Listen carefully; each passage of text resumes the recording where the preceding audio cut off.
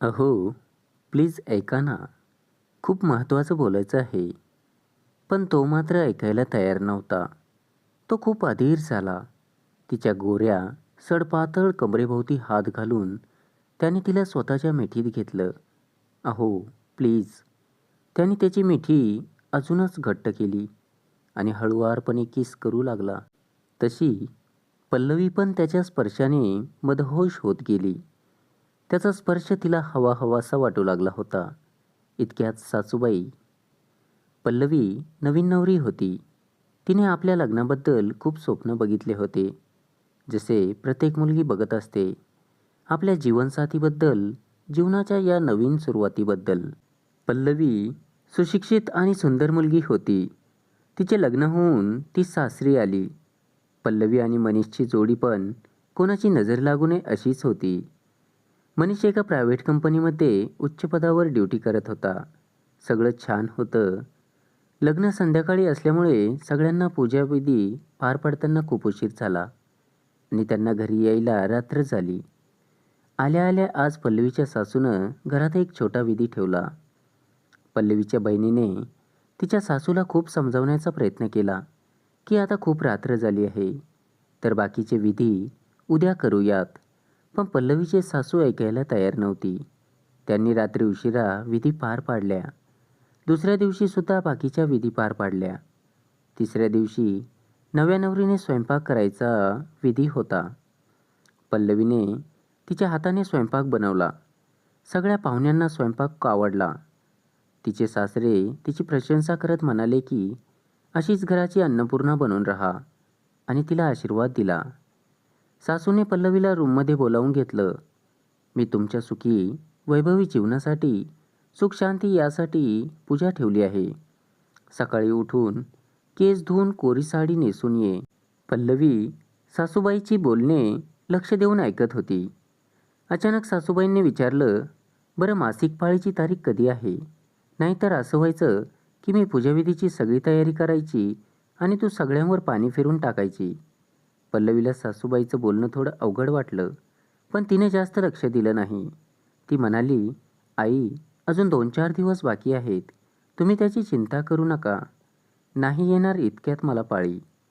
सासूबाई बोलल्या, पण लग्नात इतकी दगदग झाली आहे तर काही सांगता येत नाही ना. म्हणून तू एक काम कर, पाळीपुढे ढकलण्याच्या गोळ्या घे, म्हणजे पूजेत काही अडचण येणार नाही. पल्लवीने होकार दिला आणि आपल्या बेडरूममध्ये निघून गेली. पूजाविधी व्यवस्थित पार पडल्या होत्या. सगळे पाहुणे आपापल्या घरी गेले होते. मनीषच्या पण सुट्ट्या आता संपायला आल्या होत्या. ती जशी बेडरूममधून आली, मनीषने तिला आपल्याजवळ बोलावून घेतलं आणि तिच्या गोऱ्या सडपातळ कमरेभोवती हात घालून त्याने तिला स्वतःच्या मिठीत घेतलं. ती म्हणाली, मनीष, मला काहीतरी सांगायचे आहे तुला. पण मनीष मात्र ऐकायला तयार नव्हता. तो खूप अधीर झाला होता. त्याने त्याची मिठी अजूनच घट्ट केली आणि हळुवारपणे किस करू लागला.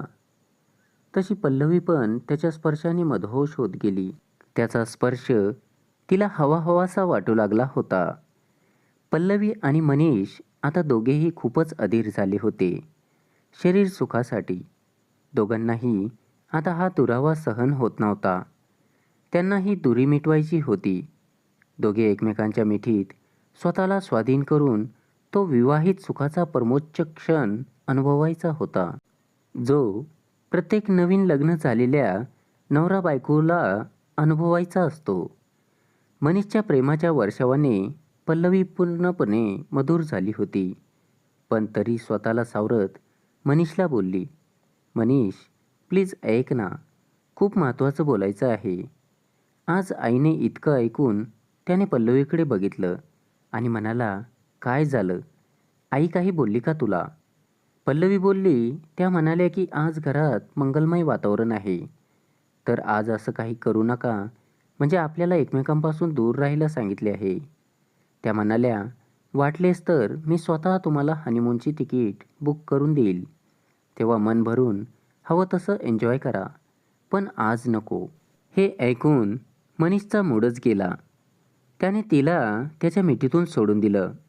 तेव्हा पल्लवी म्हणाली, मनीष, तुला नाही वाटत हे जरा अधिकच होत आहे? त्यावर मनीष बोलला, पल्लवी, आई थोडी जुन्या विचारांची आहे. ती जेवढी करून रागीट वाटते ना, तेवढीच आतून खूप सॉफ्ट स्वभावाची आहे. पल्लवी, तू कधीच आईला कोणत्याच गोष्टीसाठी मनाई करू नकोस. नाहीतर या छोट्या गोष्टी मनात अडी धरून बसतात. मी पण कधी आईला कोणत्या गोष्टीसाठी मनाई नाही करत. आणि असेही 2-4 महिन्याची तर गोष्ट आहे. एकदा का आपले रोहोस तयार झाले आणि त्याची चावी मिळाली की मग आपण दोघेच असणार आहोत एकमेकांसाठी. मग तुला हवं तसं तू कर. मी कोणताच बंधन तुला लावणार नाही. पल्लवीला मनीषचं म्हणणं पटलं होतं आणि तिच्या आईने पण तिला हेच समजावलं होतं की तू सासरला असेपर्यंत सासू सासऱ्यांचा सन्मान करत जा. तुझी इच्छा असो व नसो, जर तुला सासू सासऱ्यांच्या मनात आपली जागा निर्माण करायची असेल तर तुला ते जे सांगतील तसेच वागावे लागेल. 4-5 दिवसांनी मनीष आपल्याच ड्युटीसाठी बँगलोरला निघून गेला. सगळे व्यवस्थित चालू होते तेव्हा पल्लवीला मासिक पाळी चालू झाली. आता तर तिची सासू तिच्याशी बोलणं तर दूर, तिच्याकडे बघायला पण तयार नव्हती. तिला कोठाऱ्या खोलीत राहायला सांगितलं आणि झोपायला एक चटई दिली. तिचं जेवण पण तिथेच तिला दिलं गेलं. घरात कोणत्याही वस्तूला स्पर्श करू नको असं तिला सांगितलं आणि तिने स्पर्श केलेली कपडे तिला दूर ठेवायला सांगितली. पल्लवीने कसेबसे 4-5 दिवस काढले.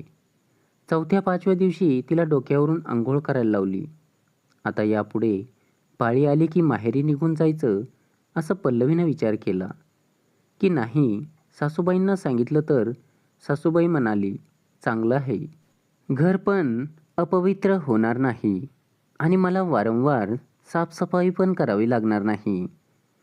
त्यांचे हे बोलणे पल्लवी विचार करू लागली की लोक म्हणतात की हे सगळे देवाला चालत नाही. मग देवाला फुलं कशी चालतात? फुलं आल्यानंतरच तर एका झाडाला फळ येतं ना. तसेच गर्भधारणा व्हायलासुद्धा एका स्त्रीला मासिक पाळी येणं हे खूप गरजेचं असतं. त्याशिवाय मनुष्याचा जन्मच होऊ शकत नाही. जाऊ दे, मी तरी काय विचार करत बसले. मला कुठे राहायचं आहे. 2-4 महिने तर काढायचे आहेत असे सांगून तिने स्वतःला समजावलं. काही दिवसांनी घर कोणता ना कोणता सण समारंभ नाही तर कोणती न तरी पूजा कधी हे सांगून पल्लवीला पिरियड्स मागेपुढे करण्यासाठी गोळ्या घ्यायला सांगितल्या. ती सुद्धा घरी वाद होऊ नये म्हणून त्या घेत राहिली. आता तिचं हळूहळू वजन वाढू लागलं होतं. तिला समजत नव्हतं हे कसं काय होत आहे, कारण तिचा आहारही मोजकाच होता आणि व्यायामही चालू होता. तिची आता चिडचिड वाढत होती. शारीरिक आणि मानसिक ताण तिला येत होता. पण एकदा का मनीषला मला इथून घेऊन गेले की सगळे व्यवस्थित होईल असा विचार करून ती खुश होत होती. बघता बघता 1.5 वर्ष निघून गेलं आणि आता कुठं रो हाऊसची चावी त्यांना मिळाली होती आणि ते दोघं सोबत राहू लागली होती. आता सगळं छान चाललं होतं एकदम दोघांच्या मनासारखं. अधूनमधून सासूबाईंचा फोन यायचा. मग घरी पूजा आहे असं सांगून पिरियड्सची तारीख असेल तर गोळ्या घे असे पल्लवीला सांगायच्या. मनीष तर आईला कोणत्याच गोष्टीत नकार देत नव्हता. पल्लवी स्वतः मनात म्हणायची, जाऊ दे, एकदा का मला ड्युटी मिळाली तर मग मी सुट्टीच मिळत नाही असे सांगून त्यांना नकार देता येईल. वारंवार गोळ्या तरी घ्याव्या लागणार नाही.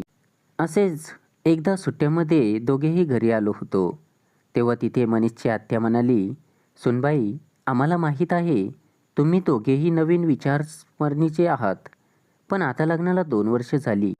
काही विचार आहे का नाही आम्हाला गोड बातमी देण्याचा, का अजूनही तुमचं काही प्लॅनिंग चालू आहे? वहिनी तर देवाच्या मागे हात जोडून लागलेली असते, पण यावेळी गोड बातमी मिळेल असं वाटत तर नाही. त्यांचं बोलणं ऐकून सगळेजण हसू लागले, पण पल्लवीला मात्र त्यांचं बोलणं एखाद्या काट्यासारखं टोचलं. ती खोलीत जाऊन मनीषची त्याबद्दल बोलली. मनीष म्हणाला, तू कशाला चिंता करतेस? अजून कुठे आपलं वय निघून गेलं? घरी जाऊन आपण एखाद्या चांगल्या गायब नकला दाखवू. ते दोघेही घरी गेल्यानंतर एक चांगल्या स्त्रीरोग तज्ज्ञाकडे गेले. डॉक्टरांनी पल्लवीचे चेकअप केलं आणि तिची काही टेस्टही केल्या. रिपोर्ट आल्यानंतर डॉक्टरांनी त्यांना आत बोलावलं. मग त्यांनी पल्लवीला विचारलं, तुम्हाला महिन्याला नियमित मासिक पाळी येण्यात काही अडचण येते का? तिने सांगितले, लग्नाच्या पहिले मला नेहमी येत होती, पण आता पाळी मागेपुढे करण्यासाठी मला गोळ्या घ्याव्या लागतात. तेव्हा डॉक्टर बोलले, कशासाठी? पल्लवीने एकदा मनीषकडे बघितलं आणि मग तिने डॉक्टरांना सर्व काही खरं खरं सांगून टाकलं की तिच्या सासूला हे सगळं अपवित्र वाटते आणि त्यांना सणावारीत हे सगळं चालत नाही. तेव्हा डॉक्टरांनी रागाने तिला बोलले, तुमचा काय फायदा आहे एवढं शिक्षण घेऊन? तुम्ही आजकालच्या मुली तर साधी डोकेदुखीची गोळी घेताना पण त्याच्या साईड इफेक्ट्सचा विचार आधी करता. आणि तू तर पल्लवी, आता मी तुला काय सांगू? तुला थोडी तरी कल्पना आहे का या गोळ्या घेऊन तुझ्या शरीरावर काय परिणाम झाला आहे? तुझ्या हॅलोपियानोमध्ये ब्लॉकेज आला आहे आणि शरीरात होणारे हार्मोन्सच्या बदलामुळे तुझे दोन्ही ओव्हरीज डॅमेज झाले आहेत. तुझी आई बनण्याची चान्सेस कमीत कमी 90% पर्यंत कमी झाले आहेत. तरीसुद्धा मी प्रयत्न करते. मी काहीही मेडिसिन लिहून देते. जर त्याने तुला फरक पडला तर ठीक, नाही तर काय? काय डॉक्टर? पल्लवी म्हणाले, नाहीतर तुझे गर्भाशय काढावं लागेल, कारण त्याच्यामुळे इन्फेक्शन पूर्ण शरीरात पसरू शकते. ऐकून तर पल्लवीचे हातपाय थंडगार पडले. तिच्या पायाखालची जमीनच सरकली. मनीषची अवस्था पण काही वेगळी नव्हती. त्या दोघांनी कधी स्वप्नात देखील असा विचार केला नव्हता की त्याचे परिणाम इतके भयानक होतील. पल्लवी रडू लागली. तिने डोळे पुसले आणि ती रागाने उठली आणि डॉक्टरांना म्हणाली, मला माफ करा. डॉक्टर, मला हे सांगायला नाही पाहिजे, पण तुम्ही मला सांगा, मला ऑपरेशनसाठी कधी यावे लागेल? डॉक्टर बोलले, हे काय बोलतेस? पल्लवीने रागाने मनीषकडे बघितलं आणि बोलली, नाही तर काय, जर गर्भाशयच राहिले नाही तर पिरियड्स पण येणार नाही आणि माझ्यामुळे कोणाचं घरही अपवित्र होणार नाही. बरोबर बोलले ना मी मनीष? आणि ती तिथून निघून गेली. मनीषकडे मात्र याचंच काही उत्तर नव्हतं. मंडळी, आज आपण 21व्या शतकात जगतोय. आत्ताचं जग बदललेलं आहे. विज्ञान इतकं पुढं गेलं आहे की त्यामुळे आपल्याला पण माहीत झाले की नेहमी मासिक पाळी एक नॅचरल प्रोसेस आहे. ती प्रत्येक स्त्रीला महिन्याला येणारच आहे.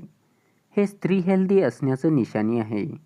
घर अपवित्र होईल, तशीच विघ्न येईल, देवाला आवडत नाही, अशा कारणांसाठी पाळी येण्यासाठी गोळ्या घेणे म्हणजे शरीरावर अत्याचार करण्यासारखेच आहे. कहाणी आवडली असेल तर आपली राय कमेंट करून नक्की कळवा आणि व्हिडिओला लाईक करा आणि आमच्या चॅनलला सबस्क्राईब करायला विसरू नका. धन्यवाद.